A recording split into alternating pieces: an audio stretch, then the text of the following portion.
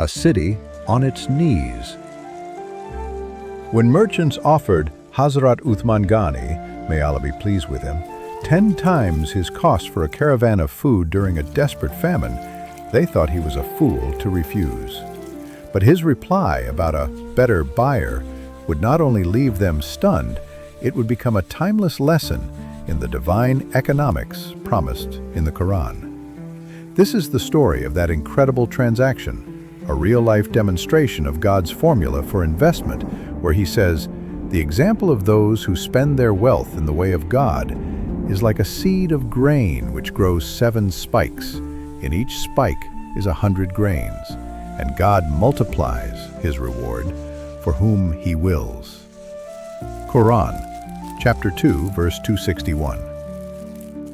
This is a promise, but what happens when that promise is tested, not in times of ease, but in the crucible of starvation?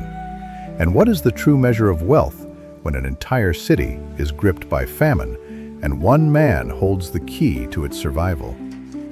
Our story unfolds in Medina, the city of the Prophet, during the caliphate of the noble Abu Bakr as-Siddiq. May Allah be pleased with him. The year is 634 CE.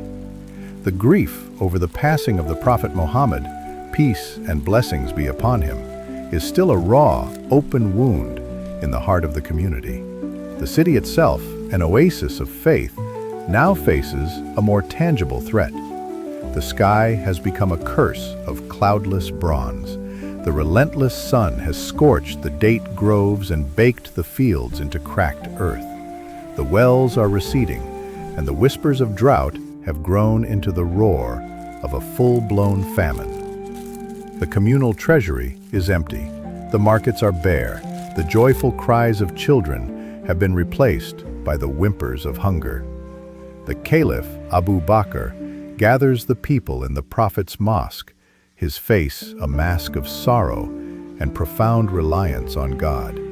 He leads them in prayer, his voice breaking as he pleads, "O God, do not let your people perish at my hands." He urges patience and trust. But as weeks bleed into one another, hope begins to fray. The people of Medina, the very community that had redefined brotherhood, were facing starvation. All eyes scanned the empty horizon, praying for a miracle. The 1,000-camel caravan. Then, one blistering afternoon, a shimmer appeared on the horizon. It grew from a dark line into the unmistakable shape of a massive caravan. A wave of disbelief and then delirious hope swept through the city. 1,000 camels, a moving mountain of wealth laden with wheat, flour, olive oil, and raisins, were making their way from Syria directly to their desperate city. The caravan belonged to one man, Uthman ibn Affan, may Allah be pleased with him, the quiet, modest, and fabulously wealthy companion of the Prophet. As the caravan approached, 2 very different kinds of hunger emerged. For the poor, it was the answer to their prayers. For the merchants of Medina, it was the business opportunity of a lifetime. Before the dust had even settled, they swarmed Uthman's home. The law of the market was simple. He who controls the supply sets the price. "Oh, Uthman," the lead merchant began, his voice slick with confidence. "Sell us your goods. We will give you a profit of 2 dirhams for every one you spent."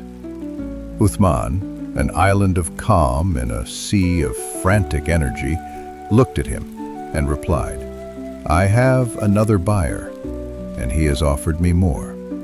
The merchants exchanged confused glances. A negotiation tactic. They huddled, then returned with a stronger offer. 4 for 1, Uthman.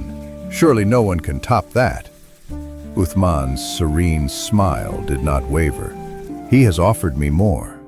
Now a current of irritation ran through the group. This was absurd. They were the only buyers in town. In a frenzy of competing bids, they shouted over one another. 5 for 1, cried one. 7, screamed another. Finally, they made their ultimate offer, a price so high it bordered on madness. 10 times your cost, Uthman. 10 dirhams of profit for every dirham you spent. There is no one else who can offer you this. This was the moment of truth. An offer of 10-fold profit on 1,000 camel caravan was a staggering, almost unimaginable fortune. The logic of the world, of finance, of survival itself demanded he accept. Uthman looked at the desperate, greedy faces before him. "You are right," he conceded. "But tell me, can you give me more than 10 for one?" "Yes, we just did," they cried, believing they had finally won. Uthman's next words shattered their reality. "I have a buyer who has offered me a reward of 10 for each one, which is then multiplied to 700, or even more." He paused, letting the silence stretch. "I cannot sell to you." He turned from the speechless merchants and raised his voice so every soul in the courtyard could hear. "O people of Medina, I bear you witness that this entire caravan, all 1,000 camels and everything they carry, is a charitable gift for the sake of God, for the poor and the needy of this city. Take it, it is all yours. I seek my profit from him alone." A moment of stunned silence was broken by a roar of joyous disbelief. Cries of "God is the greatest!" echoed through the streets as the people, rich and poor, merchant and orphan, realized what had just happened. Uthman had not just brought food. He had performed an act of faith so profound it broke the famine and healed the city's spirit. The possessor of 2 lights. This incredible act was not an anomaly. It was the defining essence of Uthman ibn Affan. His life was a continuous, divine transaction.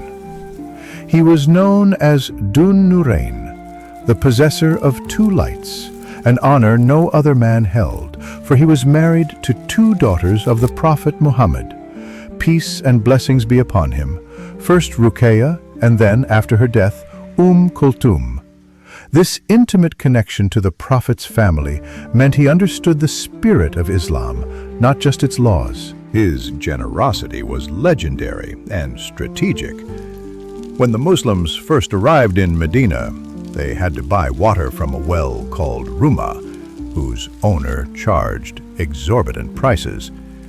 The Prophet announced, "Whoever buys the well of Rumah and dedicates it to the Muslims will have a better one in paradise." It was Uthman who immediately bought the well and made it free for all. Years later, when the Prophet was raising funds for the grueling Tabuk expedition against the Byzantines, an army so ill-equipped it was called the Army of Hardship, Uthman responded again. He financed a huge portion of the army, providing hundreds of camels, horses, and 1,000 gold coins, which he poured directly into the lap of the Prophet. The Prophet's face shone with joy, and as he turned the gold over in his hands, he made a remarkable declaration. "Nothing Uthman does after this day will harm him." It was a testament to his unparalleled sincerity. The legacy of Uthman is not just about charity, it is a radical redefinition of wealth. For modern society, often trapped in the pursuit of material gain, his story offers profound lessons. Wealth is a trust, not a possession. Uthman saw his fortune not as his own, but as a resource from God to be deployed in his service. His life challenges us to ask not, "How much do I have?" but "What am I doing with what I have?" the true return on investment. In a world obsessed with financial markets, Uthman's story reveals a far greater economy. The true return on investment lies in a goodly loan to God, charity that alleviates suffering and builds community, with dividends guaranteed and multiplied by the Creator. The courage of conviction. His greatest strength was not his wealth, but his ability to act on his faith in defiance of all worldly logic. He had the courage to choose the unseen reward of the hereafter over the tangible fortune in his hands. Uthman ibn Affan continuously traded the perishable assets of this world for the eternal rewards of the next. The 1,000-camel caravan was his most famous trade, a moment when he single-handedly defeated a famine because he understood a simple divine truth that the stunned merchants of Medina learned that day. What the hand gives away, the soul truly keeps.